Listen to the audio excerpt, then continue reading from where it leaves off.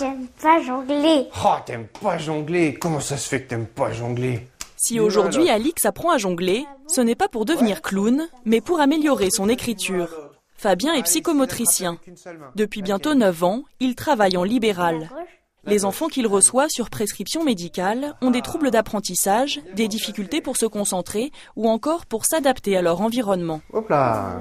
L'intérêt de la psychomotricité, c'est vraiment la question d'intervenir sur le développement de l'enfant, sur l'ensemble de ses interactions, les interactions motrices, psychiques, affectives, émotionnelles, de toutes ces sphères de la sphère cognitive. Donc on est vraiment au cœur de l'ensemble des préoccupations pour l'enfant. Et on voit bien qu'il y a toute l'influence des émotions, parce qu'Alix, quand elle se concentre, ça devient un petit peu moins difficile.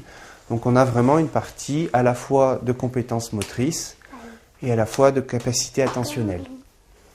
Super. Alix vient ici depuis septembre, car à 8 ans, l'écriture lui demande encore un effort important. Donc, tu vas dessiner des oiseaux. Et là, en fait, au niveau graphomoteur, on va aussi retravailler la posture. Puisqu'en fait, on va essayer d'aider Alix à prendre conscience qu'il faut se tenir droit pour écrire. Ça fait partie des choses, voilà, si on travaille que le poignet, on va zapper toute cette partie staturale. Travailler l'écriture l'air de rien, tout en s'amusant, c'est toute la subtilité des exercices que Florent doit mettre en place pour aider Alix à progresser. Super. Les psychomotriciens sont d'ailleurs les seuls professionnels de santé habilités à prendre en charge le graphisme. Ah, faut pas lui couper les ailes, mon pauvre oiseau, mais comment je vais faire? Il va plus voler. Dessiner, j'aime pas trop. Écrire, j'aime pas trop non plus, mais sinon... Faire des oiseaux, j'aime bien. Toute la journée, Florent enchaîne les consultations. Allez. Parcours psychomoteur, jeux de ballon, jonglage, ruban, il doit sans cesse faire preuve d'imagination. Pour l'enfant, on sent vraiment tout ce bien-être, tout ce plaisir, tout cet épanouissement qui est vraiment juste génial. Voir un enfant repartir et dire voilà, là ça y est, il est sur de bonnes rails. Quel bonheur, c'est vraiment formidable. Je vous laisse écrire tranquillement. Autre structure, autre public aussi. Psychomotricienne depuis 8 ans, Marie, elle, a choisi de travailler dans un centre d'accueil de jour pour personnes âgées atteintes de maladies neurodégénératives comme la maladie d'Alzheimer. Il est tout croquignolet, il est croquignolet. Ce premier atelier, basé sur des photographies, permet de travailler la mémoire, mais aussi d'entretenir la communication. C'est très important de pouvoir mobiliser des repères. Puisque effectivement les repères ont tendance à s'amenuiser de par les différentes difficultés cognitives. Et puis c'est aussi toujours les photographies un support à l'expression.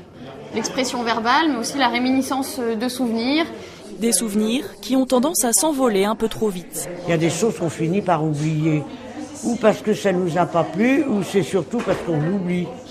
Ici, je récupère la mémoire. Ça me plaît bien de la récupérer. On parle souvent de ces personnes par rapport à ce qu'elles ne sont plus, ou ce qu'elles ne peuvent plus faire, et on ne pense pas assez à tout ce qu'elles peuvent encore faire ou tout ce qu'elles sont encore capables d'être. Donc moi, mon rôle ici, c'est vraiment de permettre aux personnes une revalorisation d'elles-mêmes, une expression de soi par rapport à leur identité propre, au-delà de ce que la maladie modifie. Et ça fait quelque chose. La journée se poursuit en musique. Marie chante dans une chorale, une passion dont elle peut se servir tous les jours dans son métier. C'est vraiment important d'être formé effectivement à plusieurs techniques, que ce soit la musique, que ce soit la danse, les clowns, les percussions, puisqu'effectivement tout ça ce sont des médiations, des activités qu'on va pouvoir utiliser auprès des personnes. Et en fait moi c'est vraiment cette richesse-là que j'apprécie dans mon métier. La musique est assez forte. Une dernière danse pour maintenir l'équilibre et la motricité. Les journées sont bien remplies. C'est parfois fatigant, le rythme est assez soutenu et justement du fait de cet engagement, notamment physique que l'on a avec les patients. Mais c'est une fatigue relative parce que quand on aime ce qu'on fait, finalement, ça ressource.